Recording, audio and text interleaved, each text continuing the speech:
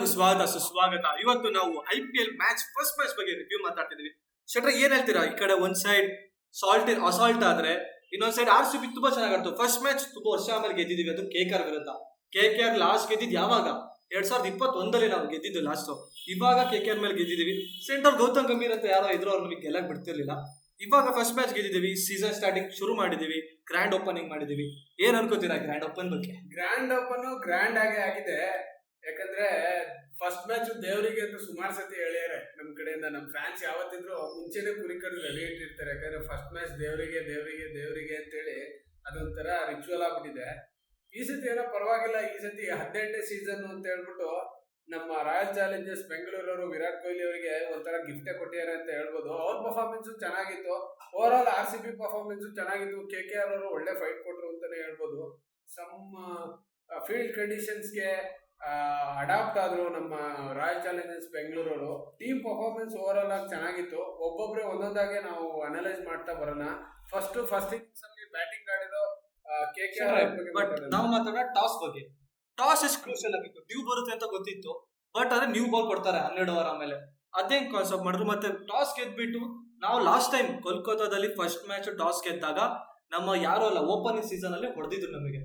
ಅದೇ ಇವಾಗ ಟಾಸ್ ಗೆದ್ಬಿಟ್ಟು ನಾವು ಫೀಲ್ಡಿಂಗ್ ತೊಗೊಂಡಾಗ ಇವಾಗ ನಾವು ಅವ್ರನ್ನ ರಿಸ್ಟ್ರಿಕ್ಟ್ ಮಾಡಿದ್ವಿ.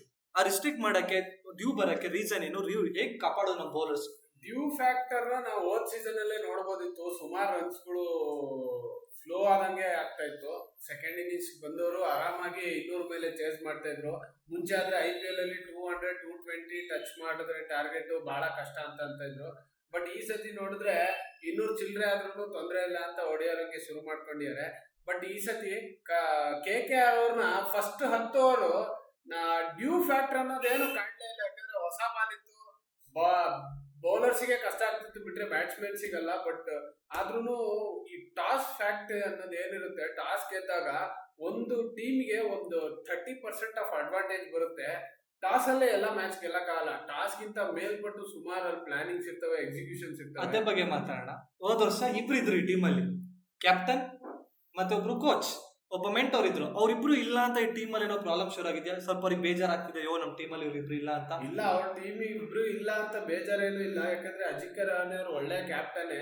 ಟೀಮ್ ಬ್ಯಾಲೆನ್ಸ್ಡ್ ಆಗಿದೆ. ಬಟ್ ಏನಂತೀರಾ, ಓಪನಿಂಗ್ ಮ್ಯಾಚ್ ಅಲ್ಲಿ ಒಬ್ರು ಯಾರು ಗೆಲ್ಬೇಕು. ಯಾವ ಟೀಮ್ ಆ ಮೂಮೆಂಟ್ ಅಲ್ಲಿ ಎಕ್ಸಿಕ್ಯೂಷನ್ ಕರೆಕ್ಟ್ ಆಗಿ ಮಾಡುತ್ತೆ, ಆ ಟೀಮೇ ಗೆಲ್ಲುತ್ತೆ. ಬಟ್ ಹೋದ್ಸತಿ ಗೌತಮ್ ಗಂಭೀರ್ ಅವರು ಇರ್ಬೇಕಾದ್ರೆ ಟೀಮಿನ ಕಂಪ್ಯಾಷನ್ ಆಗಿರ್ಲಿ, ಅಟ್ಮಾಸ್ಫಿಯರ್ ಆಗಿರ್ಲಿ ಬೇರೆ ತರನೇ ಇತ್ತು. ಯಾಕಂದ್ರೆ ಚಾಲೆಂಜಿಂಗ್ ಆಗಿದ್ರು, ಗೆಲ್ಬೇಕು ಅಂತಾನೆ ಅವರ ಒಂದು ಮೆಂಟಾಲಿಟಿ ಇತ್ತು ಹೊರತು ಸೋಲೋ ಚಾನ್ಸಸ್ ಇರಲಿಲ್ಲ. ಬಟ್ ಅಜಿಂಕ್ಯ ರಹಾನೆ ಆತರ ಕ್ಯಾಪ್ಟನ್ ಅಲ್ಲ.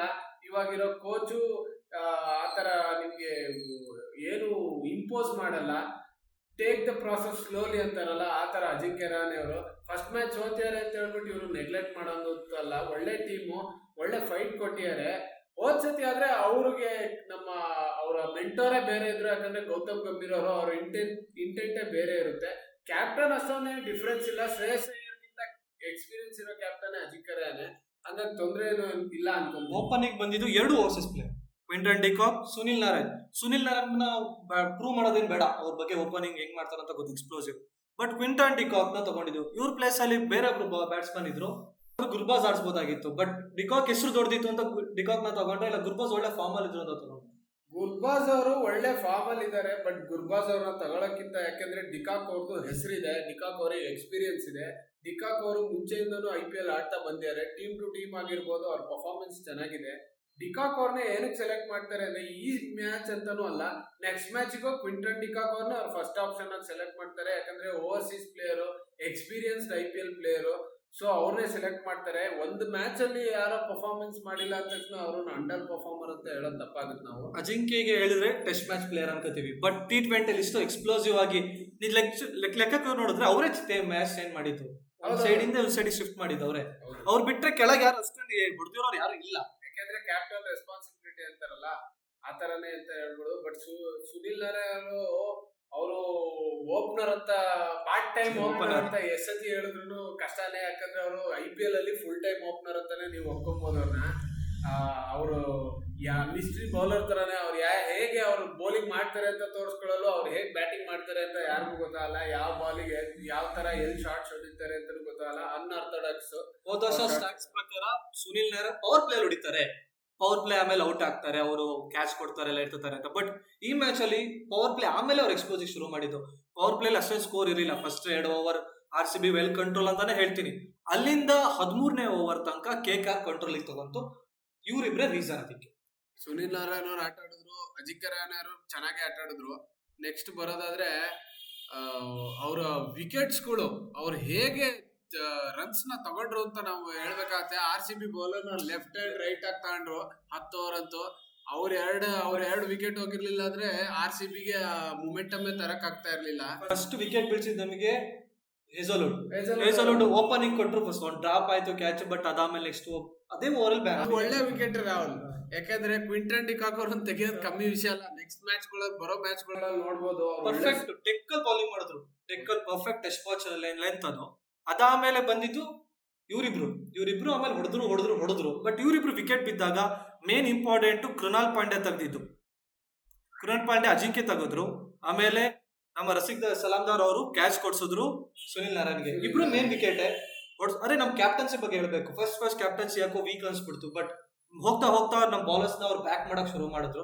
ಅದೇ ರೀಸನ್ಗೋಸ್ಕರ ಪಟ್ ಅದ ವಿಕೆಟ್ ಬಿದ್ದಿತ್ತು. ಆಕ್ಚುಲಿ ಫಸ್ಟ್ ಕ್ಯಾಚ್ ಡ್ರಾಪ್ ಬೇರೆ ಆಯ್ತು ಕ್ವಿಂಟನ್ ಡಿಕಾಕ್ ಅವ್ರದ್ದು ಫಸ್ಟ್ ಟೈಮ್ ಸುರೇಶ್ ಕೈಯಲ್ಲಿ. ಆದ್ರೂ RCB ಅವರು ಟೀಮ್ ಅವ್ರು ಎಲ್ಲರೂ ಅವ್ರಿಗೆ ಸಪೋರ್ಟ್ ಮಾಡಿದ್ರು. ಅವ್ರು ವಿಕೆಟ್ ಹೋಗ್ತಿದ್ದಂಗೆ ನರೇನ್ ಅವರು ಅಷ್ಟೇ ಒಳ್ಳೆ ಇನ್ನಿಂಗ್ಸ್ ಆಡ್ತಾ ಇದ್ರು. ರಶಿಕ್ ಅವ್ರಿಗೂ ಒಳ್ಳೆ ಅವ್ರ ಬೌಲಿಂಗ್ ನ ಅವರು ಕನ್ಸಿಡರ್ ಮಾಡ್ತಾ ಇರ್ಲಿಲ್ಲ. ಬಟ್ ಒಳ್ಳೆ ಸ್ಲಿಪ್ ಅಲ್ಲಿ ಕ್ಯಾಚ್ ಆಯ್ತದು ವಿಕೆಟ್ ಕೀಪರ್ಗೆ. ನೆಕ್ಸ್ಟ್ ಅಜಿಂಕ್ಯ ರಹಾನೆ ಅವ್ರು ಬಂದ್ರೆ ಅವ್ರ ವಿಕೆಟ್ ಅಷ್ಟೇ ಕೃಣಾಲ್ ಪಾಂಡ್ಯ ಅವ್ರು ಬಹಳ ಚೆನ್ನಾಗಿ ತೆಗೆದ್ರು. ನನ್ನ ಪ್ರಕಾರ Krunal Pandya is under rated. ಹೌದು, ನಿಮಗೆ ನೆನ್ನೆ ರಿವ್ಯೂ ಕೊಡ್ಬೇಕಾದ್ರೆ ಹೇಳ್ತಿದ್ದೆ ಟೀಮ್ಸ್ ಬಗ್ಗೆ. RCB ಗೆ ಕೃಣಾಲ್ ಪಾಂಡ್ಯ ಎಕ್ಸ್ ಫ್ಯಾಕ್ಟರ್ ಅನ್ನೋಂಗೆ ಆ ತರ ಆಲ್ರೌಂಡರ್ ನಿಮಗೆ ಸಿಗಲ್ಲ. Last man of the match ಸಿಕ್ಕಿದ್ದು ಮುಂಬೈ ಸಿಕ್ಕಿದಾಗ. ಯಾಕಂದ್ರೆ LSG ಅವರನ್ನ ಪ್ರಾಪರ್ ಆಗಿ ಯೂಸೇ ಮಾಡ್ಕೊಂಡಿರ್ಲಿಲ್ಲ. ಅವರಿಗೆ ಬೌಲಿಂಗ್ 4 ಓವರ್ಸ್ ಹಾಕೋದಕ್ಕಾಗ್ಲಿ ಅವ್ರನ್ನ ಯಾವ ಪೊಸಿಷನ್ ಅಲ್ಲಿ ಯೂಸ್ ಮಾಡ್ಕೋಬೇಕು ಅಂತಾನೆ ಗೊತ್ತಿರ್ಲಿಲ್ಲ. ಹೌದು, ಡಿಫೈನ್ ಇರ್ಲಿಲ್ಲ. ಮುಂಬೈ ಇಂಡಿಯನ್ಸ್ ಅಲ್ಲಾದ್ರೆ ಅವ್ರ ಪೊಸಿಷನ್ ಪಕ್ಕ ಅಲ್ಲಿ ಫಿಕ್ಸ್ ಮಾಡಿದ್ರು. ಇಲ್ಲಿ ಈ ಜಾಗದಲ್ಲಿ RCB ಏನಾಗಿದೆ ಅಂದ್ರೆ ವಿರಾಟ್ ಕೊಹ್ಲಿ ಅವ್ರ ಎಕ್ಸ್ಪೀರಿಯನ್ಸ್ ಪ್ಲಸ್ ದಿನೇಶ್ ಕಾರ್ತಿಕ್ ಅವರು ಇವ್ರ ಜೊತೆ ಸುಮಾರು ವರ್ಷಗಳಿಂದ ಆಡಿರೋದ್ರಿಂದ ನಿಮ್ಗೆ ಅವ್ರ ಪೊಸಿಷನ್ ನ ಡಿಫೈನ್ ಮಾಡ್ಬಿಟ್ಟು ತೋರ್ಸಕ್ಕೆ ಅವರಿಗೆ ಆರಾಮಾಗುತ್ತೆ. ಇದೇ ತರನೇ ನೆಕ್ಸ್ಟ್ ವೆಂಕಟೇಶ್ ಅಯ್ಯರ್ ಅವರು ಬರ್ತಿದ್ದಕ್ಕೆ ಕೃಣಾಲ್ ಪಾಂಡ್ಯ ಅವರು ಅಪ್ಪ ನೀನ್ ಹೆಲ್ಮೆಟ್ ಹಾಕ್ಲಿಲ್ಲ ಅಂದ್ರೆ ತಲೆ ಎಗರದಂತೂ ಗ್ಯಾರಂಟಿ ಅಂತ ತೋರ್ಸ್ಕೊಟ್ರು. ಅದು ಒಂದೇ ಕಾರಣಕ್ಕೆ ಒಬ್ಬ ಸ್ಪಿನ್ನರು 6 ಅಡಿ 2 ಇಂಚಿನ ಮನುಷ್ಯನ ಮೇಲೆ ಬೌನ್ಸರ್ ಆಗ್ತಾನೆ ಅಂದ್ರೆ ಅದಕ್ಕೆ ವೆಂಕಟೇಶ್ವರ ಅವ್ರು ಎದುರ್ಕೊಂಡ್ಬಿಟ್ಟು ಹೆಲ್ಮೆಟ್ ತಗೋಬಾರಪ್ಪ ಅಂದ್ರು. ನೆಕ್ಸ್ಟ್ ಬಾಲ್ ಅದೊಂಥರ ಮಿಸ್ಟ್ರಿ ಅಂತಾನೆ ಹೇಳ್ಬೋದು. ಕೃಣಾಲ್ ಪಾಂಡ್ಯ ಅವರು ಅವ್ರ ತಮ್ಮನ್ ತರಾನೇ ಬ್ಯಾಕ್ ಮಾಡೋಣ ಅವ್ರ ಕೆರಿಯರ್ ನ ಅಂತ ರಿವೈವ್ ಮಾಡಕ್ ರೆಡಿ ಇದಾರೆ. 2.0 ಬರ್ತಾ ಇದೆ ಕೃಣಾಲ್ ಪಾಂಡ್ಯ. ನನ್ನ ಪ್ರಕಾರ ಮೇನ್ ವಿಕೆಟ್ ಕೃಣಾಲ್ ಪಾಂಡ್ಯ ತೆಗ್ದಿದ್ದು ಅಂದ್ರೆ ರಿಂಕು ಸಿಂಗ್ ಬೀಸ್ತಾ ಇದ್ರು ಆ ಕಡೆ ಈ ಕಡೆ ಅಂತ. ಬಟ್ ಲಾಸ್ಟ್ ಬಾಲ್ ಅವ್ರದ್ದು ಬಂದ್ಬಿಟ್ಟು perfect ball top of the stump ಅಲ್ಲಿ ಪಟ್ ಅಂತ ಬಿದ್ಬಿಡ್ತು. ರಿಂಕು ಸಿಂಗ್ ವಿಕೆಟ್ ಮಸ್ತ್ ಆಗಿತ್ತು. ಅದಾದ್ಮೇಲೆ ಪ್ಲೇಯರ್ ನಮ್ಮ ಯಂಗ್ ಪ್ಲೇಯರ್ ಅಂತಾನೆ ಹೇಳ್ಬೋದು KKR ಇಂದು ರಘುವಂಶಿ ಅವರು ಬಹಳ ಚೆನ್ನಾಗಿ ಆಡಿದ್ರು. 22 ಬಾಲಿಗೆ 30 ರನ್. ಅಷ್ಟೊತ್ತಿಗೆ ಡ್ಯೂ ಫ್ಯಾಕ್ಟರ್ಸ್ ಸ್ವಲ್ಪ ಬೌಲರ್ಸಿಗೂ ಚೆನ್ನಾಗಿ ಸಿಗ್ತಾ ಇತ್ತು.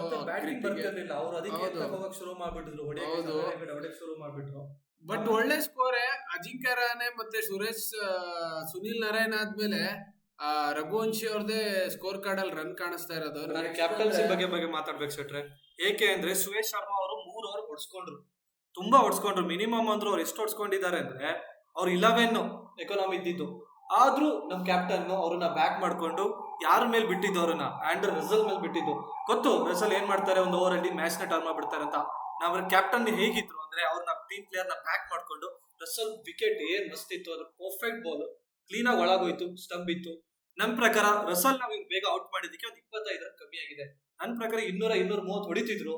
ಬಟ್ ಬೌಲಿಂಗ್ ಲಾಸ್ಟಿಗೆ ಮಸ್ತ್ ಆಗಿ ಮಾಡ್ಬಿಟ್ಟಿರ್ತಾರೆ. ಹೌದು, ಯಾಕೆಂದ್ರೆ ಬೌಲರ್ಸ್ ನ ಯಾವತ್ತು ನಾವು ಬೌಲರ್ಸ್ ಮೇಲೆ ನಂಬಿಕೆ ಇಡಬೇಕು. ಏನೇ ಬೌಲರ್ಸ್ ನಿಮ್ಗೆ ರನ್ಸ್ ತಗೊಳ್ಳಿ, ಬಟ್ ಅವರು ವಿಕೆಟ್ ಟೇಕಿಂಗ್ ಎಬಿಲಿಟಿ ಮೇಲೆ ನಾವು ಸ್ಕಿಲ್ಸ್ ಮೇಲೆ ಅವ್ರಿಗೆ ನಾವು ಕಾಂಪ್ಲಿಮೆಂಟ್ ಕೊಡ್ತಾನೆ ಇರಬೇಕು. ಯಾಕಂದ್ರೆ ಅವ್ರನ್ನ ಬ್ಯಾಕ್ ಮಾಡ್ತಾನೆ ಇರಬೇಕು. ಸುರೇಶ್ ಶರ್ಮಾ ಅವ್ರು ಒಳ್ಳೆ ಬೌಲರು. ಇದೇ RCB ಟೀಮ್ ಅಲ್ಲಿ ಮಿಸ್ ಆಗ್ತಾ ಇದ್ದಿದ್ದು ನಿಮಗೆ ತುಂಬಾ ವರ್ಷ ಸೀಸನ್ ತುಂಬಾ ವರ್ಷ. ಯಾಕಂದ್ರೆ ಒಂದು ಬೌಲರ್ ಒಂದು ಚೆನ್ನಾಗಿ ಒಂದು ಓವರ್ ಬೌಲಿಂಗ್ ಮಾಡ್ಲಿಲ್ಲ ಅಂದ್ರೆ ಆ ಬೌಲರ್ ನ ಯೂಸೇ ಮಾಡ್ಕೊಳ್ಳೋದೇ ಬಿಟ್ಬಿಡ್ತಾ ಇದ್ರು RCB ಅವರು. ಬಟ್ ಈ ಸತಿ ಕ್ಯಾಪ್ಟನ್ ಚೇಂಜ್ ಆಗ್ಯಾರೆ, ಮ್ಯಾನೇಜ್ಮೆಂಟ್ ಅಲ್ಲಿರೋ ಮೈಂಡ್ ಚೇಂಜ್ ಆಗಿದೆ. ದಿನೇಶ್ ಕಾರ್ತಿಕ್ ಆಗಿರ್ಬೋದು, ರಜತ್ ಪಟಿದಾರ್ ಆಗಿರ್ಬೋದು, ಇವರೆಲ್ಲ ವಿರಾಟ್ ಕೊಹ್ಲಿ ಆಗಿರ್ಬೋದು, ಇವರೆಲ್ಲ ಸ್ವಲ್ಪ ಬ್ಯಾಕಿಂಗ್ ಸಿಸ್ಟಮ್ ಅಲ್ಲೇ ಇರ್ತಾರೆ. ಯಾವತ್ತು ಯಾವ ಪ್ಲೇಯರ್ನು ಬಿಟ್ಕೊಡಲ್ಲ. ಈ ಕಾರಣದಿಂದ ಆಗ್ಬಿಟ್ಟು ಸುರೇಶ್ ಶರ್ಮಾ ಅವರು ಅಕಸ್ಮಾತ್ ಅದನ್ನೇ ಬ್ಯಾಕ್ ಮಾಡದೆ ಅವ್ರನ್ನ ಹಿಂದೆನೆ ಇಟ್ಟಿದ್ರೆ ಆಂಡ್ರೂ ರಸಲ್ ಅವರು ವಿಕೆಟ್ ತಗೊಳ್ಳೋಕೆ ಅರ್ಹರಾಗಿರೋರು ಆರಾಮಾಗಿ. ಏನು ಅಂದ್ರೆ ತುಂಬಾ ವರ್ಷ ಆಮೇಲೆ RCB ಬಾಲಿಂಗ್ ಬಗ್ಗೆ ಮಾತಾಡ್ತಿದ್ವಿ. ತುಂಬಾ ವರ್ಷ ಎಲ್ಲ ಬರೀ RCB ಬ್ಯಾಟಿಂಗ್ ಬಗ್ಗೆನೇ ಗೊತ್ತಾಯ್ತು. ಇವಾಗ ನನಗೆ ಅನಿಸ್ತಿದೆ ತುಂಬಾ ವರ್ಷ ಆಮೇಲೆ ನಾವು ಒಂದು ಬೌಲಿಂಗ್ ಎಫರ್ಟ್ ಇಂದ ಗೆದ್ದಿದ್ದೀವಿ ಅನಿಸ್ತಿದೆ. ಹೌದು, ಬೌಲಿಂಗ್ ಎಫರ್ಟ್ ಇಂದಾಗಿ.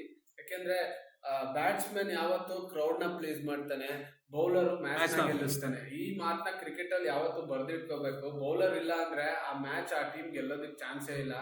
ಬೌಲಿಂಗು ಫೀಲ್ಡಿಂಗು ಇದೆರಡು ಸರಿ ಇದ್ರೆ ಅವ್ನು ಯಾವತ್ತು ಯಾವ ಟೀಮ್ ಆದ್ರೆ ಹೆಂಗಾದ್ರೂ ಗೆಲ್ಲ. ಬಗ್ಗೆ ಮಾತಾಡೋದಾದ್ರೆ ಭುವನೇಶ್ವರ್ ಕುಮಾರ್ ಅವ್ರನ್ನ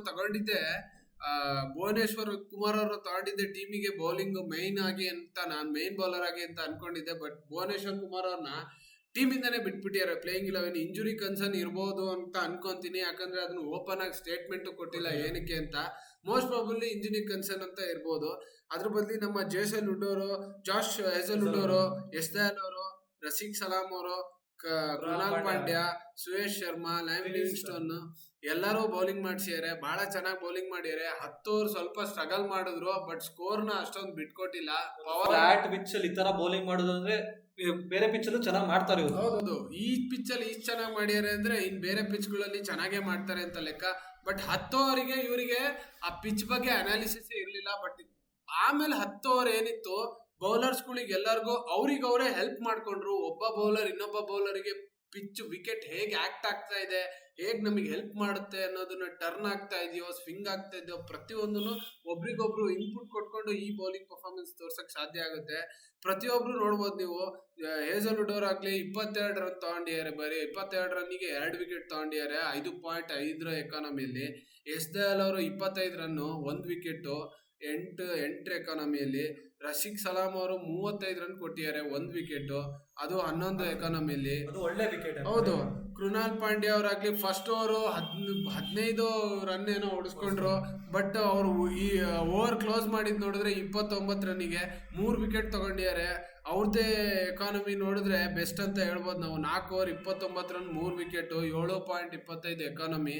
ಅದಾದ್ಮೇಲೆ ಸುರೇಶ್ ಶರ್ಮಾ ಅವರು ಒಳ್ಳೆ ಸ್ಟಾರ್ಟಿಂಗ್ ಸ್ವಲ್ಪ ಜಾಸ್ತಿ ಹೊಡಿಸ್ಕೊಂಡಿದ್ದಾರೆ. ಫಸ್ಟ್ ಮ್ಯಾಚ್ ತೊಂದರೆ ಇಲ್ಲ, ಸ್ಕೋರ್ ಬಂದು ಫ್ಲೋ ಪರವಾಗಿಲ್ಲ. ನೆಕ್ಸ್ಟ್ ಬಹಳ ಚೆನ್ನಾಗಿ ಆಡ್ತಾರೆ ಅಂತ ನಾನು ಅನ್ಕೊಂತೀನಿ. ನೆಕ್ಸ್ಟ್ ಲಿವಿಂಗ್ಸ್ಟೋನ್ ಅವರು ಒಳ್ಳೆ ಬ್ಯಾಕಪ್ ಅಂತಾನೆ ಹೇಳ್ಬೋದು. ಇವರು ಬೇಕಾಗಿರೋ ಟೈಮಲ್ಲಿ 2 ಓವರ್ ಆರಾಮಾಗಿ ಇವ್ರ ಹತ್ರ ತೆಗೆಸ್ಕೋಬಹುದು.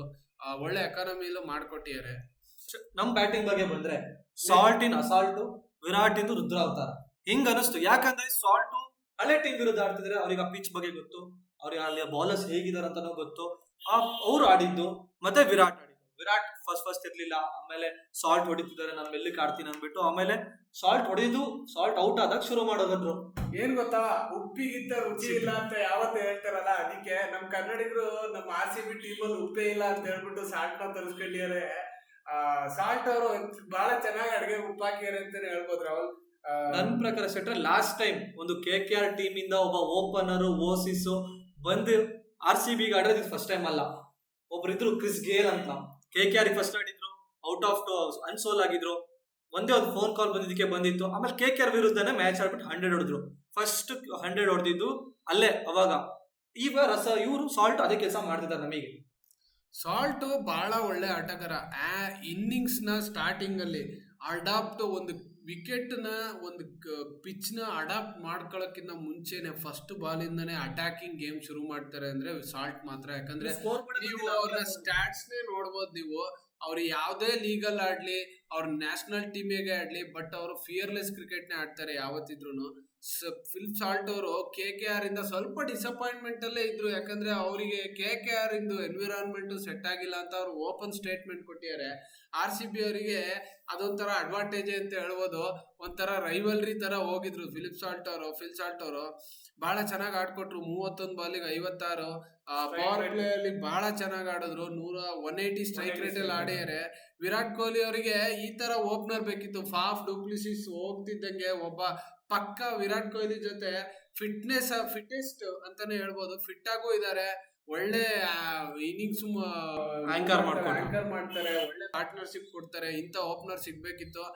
ನಾನು ಹೇಳ್ದಂಗೆ ವಿರಾಟ್ ಕೊಹ್ಲಿ ಅವ್ರ ಜೊತೆ ಒಳ್ಳೆ ಪಾರ್ಟ್ನರ್ಶಿಪ್ ಕೊಡ್ತಿದ್ದಾರೆ. ನೆಕ್ಸ್ಟ್ ನೀವು ನೋಡ್ಬೋದು ವಿರಾಟ್ ಕೊಹ್ಲಿ 3-6 ಮಾತಾಡ್ಬೇಕು. ಎಷ್ಟು ಚೆನ್ನಾಗಾಯ್ತಾರೆ ಇವ್ರು. ವಿರಾಟ್ ಕೊಹ್ಲಿ ಅವ್ರ ಬಗ್ಗೆ ಮಾತಾಡೋದ್ ಇನ್ ಮುಂದೆ ನಾವು ಕಡಿಮೆ ಮಾಡ್ಬೇಕಾಗತ್ತೆ. ಯಾಕಂದ್ರೆ ಅವ್ರ ಎಲ್ಲಾ ಶಾಟ್ಸ್ ಚೆನ್ನಾಗಿರುತ್ತೆ. ಯಾಕಂದ್ರೆ ಇಷ್ಟು ವರ್ಷದ ಎಕ್ಸ್ಪೀರಿಯನ್ಸ್ ಗಳು ಅವ್ರನ್ನ ಗೋಟ್ ಅಂತ ಕನ್ಸಿಡರ್ ಮಾಡಾಗಿದೆ. ಅವ್ರು ಏನ್ ನೋಡಿದ್ರು ಆಡ್ಬಿಟ್ಟು T20 ರಿಟೈರ್ಮೆಂಟ್ ತೊಗೊಂಡ್ರೆ ಪ್ಲೇಯರ್ಸ್ ಏನ್ ಮಾಡ್ಬೇಕು? ಹೌದು ಸರ್, ಯಾಕಂದ್ರೆ ಬೇರೆಯವ್ರು ಆಡೋದ್ ಬೇಡ್ವಾ, ಬರೀ ಇವ್ರೇ ಆಡ್ತಾ ಕೂತ್ರೆ. ಬೇರೆಯವ್ರ ಬಗ್ಗೆ ಬಂದ್ರೆ ನಮ್ ಪಡಿಕಲ್ ಅವ್ರಿಗೆ ಏನ್ ಮಾಡಿದ್ರು, ಫಸ್ಟ್ ಮ್ಯಾಚ್ ಸ್ವಲ್ಪ ಅವರು ಚೆನ್ನಾಗೇ ಇದ್ರು, ಒಳ್ಳೆ ಗ್ಯಾಪ್ ಹೊಡಿದ್ರು. ಬಟ್ ಫಸ್ಟ್ ಮ್ಯಾಚ್ ಎಲ್ಲ ಏನು ಮಾಡಕ್ಕಾಗಲ್ಲ, ಅವ್ರು ಹೋಗಿ ಹೋಗ್ತಾರೆ. ಪಡಿಕಲ್ ಬಗ್ಗೆ ನೆಕ್ಸ್ಟ್ ಮ್ಯಾಚ್ ಅಲ್ಲಿ ಪ್ರಕಾರ ಎಕ್ಸ್ಪ್ಲೋರ್ ಪಡಿಕಲ್ ಅವರು RCB ಇದ್ದವರು. RCB ಅಟ್ಮಾಸ್ಫಿಯರ್ ಬಗ್ಗೆ ಅವ್ರಿಗೆ ಗೊತ್ತಿದೆ, ಎನ್ವಿರಾನ್ಮೆಂಟ್ ಬಗ್ಗೆ ಗೊತ್ತಿದೆ. RCB ಅಲ್ಲೇ ಆಕ್ಚುಲ್ ಆಗಿ ಶೈನ್ ಆಗಿದ್ದವರು. ಒಂದ್ ಸೀಸನ್ ಪ್ರಾಪರ್ ಆಗಿ ಆಡಿಲ್ಲ ಅಂತ ಮ್ಯಾನೇಜ್ಮೆಂಟ್ ಏನೋ ಅವ್ರನ್ನ ತೆಗೆದು ಬೇರೆ ಕಡೆ ಕಳಿಸ್ತು. ಬಟ್ ಈ ಸತಿ ಮ್ಯಾನೇಜ್ಮೆಂಟ್ ಅವರು ಅವ್ರ ಬಗ್ಗೆ ಸ್ವಲ್ಪ ಕಾನ್ಫಿಡೆನ್ಸ್ ಇಟ್ಟಿದ್ದಾರೆ, ವಾಪಸ್ ಕರೆಸ್ಕೊಂಡಿದ್ದಾರೆ, ಯೂಸ್ ಮಾಡ್ಕೊಂಡಿದ್ದಾರೆ. 10 ಬಾಲಿಗೆ 10 ನೋಡ್ದಿರೋದು ಅದೇನ್ ತೊಂದರೆ ಇಲ್ಲ. ಒಳ್ಳೆ ಸ್ಟ್ರೈಕ್ ರೇಟ್ ಮ್ಯಾನೇಜ್ ಮಾಡಿದ್ದಾರೆ, ಒಳ್ಳೆ ಶಾರ್ಟ್ಸ್ ಹೊಡ್ದಿದ್ದಾರೆ. ಬಂದ ತಕ್ಷಣ ಯಾರು ಏನು ಅಷ್ಟು ಕ್ಲೀನ್ ಆಗಿ ಹೊಡಿಯಕ್ಕಾಗಲ್ಲ. ಬಟ್ ಯಂಗ್ಸ್ಟರು ಕಲಿತಾರೆ, ಮುಂದಕ್ಕೆ ಆಟ ಇನ್ನೂ ಚೆನ್ನಾಗಿ ಆಡ್ತಾರೆ ಅಂತ ಅನ್ಕೋತೀನಿ. ನೆಕ್ಸ್ಟ್ ನಮ್ಮ ಕ್ಯಾಪ್ಟನ್ ರಜತ್ ಪಟಿದಾರ್ ಅವರು ಕ್ಯಾಪ್ಟನ್ ಇನ್ನಿಂಗೆ ಆಡೋರು ಅಂತ ಹೇಳ್ಕೊತೀನಿ. ಸ್ಪಿನ್ನರ್ ನ ಮುಗ ಚಿಚ್ಚಿದ್ದಾರೆ ಅಂತಾನೆ ಹೇಳ್ಬೋದು. ಅವರು ಸ್ಪಿನ್ನರ್ಸ್ ಗೆ ಬ್ಯಾಟಿಂಗ್ ಮಾಡೋದು ಚೆನ್ನಾಗಿ ಮಾಡ್ತಾರೆ ಅಂತಾನೆ ಅವ್ರು ಫೇಮಸ್. ಯಾಕಂದ್ರೆ ಸ್ಪಿನ್ನರ್ಸ್ ಗಳಿಗೆ ಬಹಳ ಚೆನ್ನಾಗಿ ಹೊಡಿತಾರೆ. 16 ಬಾಲಿಗೆ 34 ರನ್ನು, 5 4 1 6 212 ಸ್ಟ್ರೈಕ್ ರೇಟ್ ಅಲ್ಲಿ. 22 ಬಾಲ್ಗಿಂತ ಮುಂಚೆ ಗೆದ್ದಿದ್ದೀವಿ ಅಂತ ನನ್ನ ಪ್ರಕಾರ ಇವ್ರ ಬ್ಯಾಟಿಂಗ್ ಕಾರಣ. ಹೌದು, ಇವ್ರ ಬ್ಯಾಟಿಂಗ್ ಕಾರಣ. ಯಾಕಂದ್ರೆ ನೆಟ್ ರನ್ ರೇಟ್ ಯಾವತ್ತೂ ನಿಮ್ಗೆ ಎಫೆಕ್ಟ್ ಆಗುತ್ತೆ. ಯಾಕಂದ್ರೆ ನಮ್ RCB ಲಾಸ್ಟ್ ಕ್ಯಾಲ್ಕುಲೇಟರ್ ಏನಕ್ಕೆ ಹಿಡಿಯುತ್ತೆ ಗೊತ್ತಾ? ನೆಟ್ ರನ್ ರೇಟು ಆ ಕಡೆ ಗೆದ್ರೆ ನಾವು ಹೋಗ್ತೀವಿ, ಈ ಕಡೆ ಗೆದ್ರೆ ಇವ್ರು ಹೋಗ್ತೀವಿ ಅಂತ. ನೆಟ್ ರನ್ ರೇಟ್ ಯಾವತ್ತು ಕರೆಕ್ಟ್ ಇತ್ತು ಅಂದ್ರೆ ನಾವು ಆರಾಮಾಗಿ ಟೇಬಲ್ ನ ಟಾಪ್ 4 ನ ಕ್ರಾಸ್ ಮಾಡ್ಬೋದು ನಾವು. ಅದಕ್ಕೋಸ್ಕರ ಈ ತರ ಮ್ಯಾಚ್ಗಳು ಯಾವಾಗ ನಿಮ್ಗೆ ಲಿಮಿಟೆಡ್ ಸ್ಕೋರ್ ಇರುತ್ತೆ, ಈ ಮ್ಯಾಚ್ಗಳನ್ನ ಬೇಗ ಮುಗಿಸಿದ್ರೆ ನಿಮಗೆ ನೆಟ್ ರನ್ ರೇಟ್ ಅಲ್ಲಿ ನಿಮಗೆ ಬಹಳ ಅಗ್ರಸ್ಥಾನನೇ ಸಿಗುತ್ತೆ. ಇವಾಗ ನೀವು ಟೇಬಲ್ನೇ ನೋಡ್ಬೋದು, ನೀವು ಆರಾಮಾಗಿ ನಮ್ ನೆಟ್ ರನ್ ರೇಟ್ ಬಹಳ ಚೆನ್ನಾಗಿ ಜಾಸ್ತಿನೇ ಇರುತ್ತೆ. ಬಟ್ ಇದ್ರ ಜೊತೆ ನಮ್ಮ ಲಿವಿಂಗ್ಸ್ಟೋನ್ ಅವ್ರನ್ನು ಮೆಚ್ಚಬೇಕಾಗತ್ತೆ. ಬಂದ ತಕ್ಷಣ ಮ್ಯಾಚ್ ನ ಬೇಗ ಫಿನಿಶ್ ಮಾಡಕ್ ನೋಡ್ಕೊಂಡು. ನನ್ನ ಪ್ರಕಾರ ಹೆಂಗಂದ್ರೆ ಲಿವಿಂಗ್ಸ್ಟನ್ ಎಲ್ಲಾರು ಹೊಡಿತಾರೆ. ಹೌದು, ಯಾಕೆ ಎಲ್ಲರೂ ಫ್ಲಾಪ್ ಆಗ್ತಾರೆ ಅವಾಗ ಫ್ಲಾಪ್ ಆಗ್ಬಿಡ್ತಾರೆ ಅಂತ. ಲಿವಿಂಗ್ಸ್ಟನ್ ಇಂಥ ಮ್ಯಾಚ್ ಆಡ್ತಾರೆ, ಇಂಥ ಮ್ಯಾಚ್ ಹೊಡೆದೇ ಹೊಡಿತಾರೆ ಅಂತ ಗೊತ್ತು ನಮಗೆ. ಲಿವಿಂಗ್ಸ್ಟನ್ ಯಾವಾಗ ಪ್ರೂವ್ ಮಾಡ್ಬೇಕು ಅಂದ್ರೆ ಯಾವಾಗ ಟಾಪ್ ಆರ್ಡರ್ ಕೊಲಾಪ್ಸ್ ಆಗುತ್ತೆ ಅವತ್ತು ಲಿವಿಂಗ್ಸ್ಟನ್ ಆಡ್ದಂಗ್ ನೋಡ್ಬೇಕು. ಬಟ್ ಅವರಿಗೆ ಆ ಇನ್ನಿಂಗ್ ಸಿಗ್ತಾ ಇಲ್ಲ. ಯಾವಾಗ ಆ ಕಾನ್ಫಿಡೆನ್ಸ್ ಬರುತ್ತೆ ಅವ್ರು ಆಡ್ತಾರೆ. ಅದ್ರ ಜೊತೆ ನಾವು KKR ಬೌಲಿಂಗ್ ನೋಡ್ಬೇಕು. ವೈಭವ್ ಅವ್ರನ್ನ ಫಸ್ಟ್ ಬಾಲ್ ಕೊಡ್ತಾರೆ ಸ್ಟಾರ್ಟಿಂಗ್ ಪವರ್ ಪ್ಲೇ ಆಡಕ್ಕೆ, ಫಸ್ಟ್ ಓವರ್ ನ ಎಕ್ಸಿಕ್ಯೂಟ್ ಮಾಡಕ್ಕೆ. ಬಟ್ ಅಷ್ಟ್ ಚೆನ್ನಾಗಿ ಎಕ್ಸಿಕ್ಯೂಟ್ ಮಾಡಲ್ಲ. ಯಾಕಂದ್ರೆ ಸಾಲ್ಟ್ ಅವರು ಅವ್ರ ಅಪೋನೆಂಟ್ ಆಗಿರೋದ್ರಿಂದ ಇಬ್ರಿಗೂ ಅವ್ರ ವೀಕ್ನೆಸಸ್ ಅವ್ರ ಸ್ಟ್ರೆಂತ್ ಗೊತ್ತು. ಯಾಕಂದ್ರೆ KKR ಅಲ್ಲಿ ಸಾಲ್ಟ್ ಆಡ್ದವ್ರು, ಸಾಲ್ಟ್ ಜೊತೆ ಇವರೆಲ್ಲ ಆಡ್ದವ್ರು. ಎಲ್ಲ ಪ್ರತಿಯೊಂದು ಬೌಲರ್ಸ್ಗೂ ಸಾಲ್ಟ್ ವೀಕ್ನೆಸಸ್ ಗೊತ್ತು. ಸಾಲ್ಟ್ ಅವರಿಗೂ ಪ್ರತಿಯೊಬ್ಬ ಬೌಲರ್ ವೀಕ್ನೆಸ್ ಗೊತ್ತು, ಸ್ಟ್ರೆಂತ್ ಗೊತ್ತು. ನನ್ನನ್ನು ಹೇಗೆ ಅವ್ರು ಔಟ್ ಮಾಡ್ಬೋದು, ಹೇಗೆ ಎಕ್ಸಿಕ್ಯೂಟ್ ಮಾಡ್ಬೋದು ಅಂತ ಬೌಲರ್ಸ್ಗಳಿಗೂ ಗೊತ್ತು. ಸಾಲ್ಟ್ ಅವ್ರು ಯಾವ್ಯಾವ ಜಾಗದಲ್ಲಿ ಹೇಗೆ ಆ ಬೌಂಡ್ರೀಸ್ ನ ತೆಗಿಬಹುದು, ಹೇಗೆ ಯುಟಿಲೈಸ್ ಮಾಡ್ಬೋದು ಅಂತ. ಬಟ್ ಈ ಇಬ್ರು ಗೇಮ್ ಸ್ಟ್ರಾಟಜಿ ಮೈಂಡ್ ಸ್ಟ್ರಾಟಜಿಲಿ ಸಾಲ್ಟ್ ಅವ್ರು ಗೆದ್ದಿದ್ದಾರೆ ಅಂತಾನೆ ಹೇಳ್ಬೋದು. ಬಟ್ ಇವ್ರನ್ನೆಲ್ಲ ಓವರ್ಕಮ್ ಮಾಡಿದ್ದಾರೆ. ನಾನು ಇಬ್ರು ಬೌಲರ್ ಬಗ್ಗೆ ಮಾತಾಡ್ಬೇಕಂದಿದ್ದೀನಿ. ವರುಣ್ ಚಕ್ರವರ್ತಿ ಮತ್ತೆ ನಮ್ ರಿತೀಶ್ ರಾಣಾ ಇಬ್ರು ವಿರಾಟಿಗೆ ನೆಟ್ಸಲು ಮಾಡಿದ್ದಾರೆ. ಈಗ ಒಟ್ಟಿಗೆ ಚಾಂಪಿಯನ್ಸ್ ಟ್ರೋಫಿ ಆಡ್ಕೊಂಡ್ ಬರ್ತಾ ಇದ್ದಾರೆ. ಬಟ್ ವರುಣ್ ಚಕ್ರವರ್ತಿನ ವಿರಾಟ್ ನೋಡಲ್ ತರ ಹೊಡೆದ್ರು. ಸ್ವೀಪ್ ಇರ್ಬೋದು, ಇಲ್ಲ ಸಾಲ್ಟ್ ಹೊಡೆದಿದ್ದು ಇರ್ಬೋದು. ವರುಣ್ ಚಕ್ರವರ್ತಿ ಭಯ ಕಮ್ಮಿ ಆಯ್ತಾ ಅಂತ ನಾ ಕೇಳ್ಬೋದು.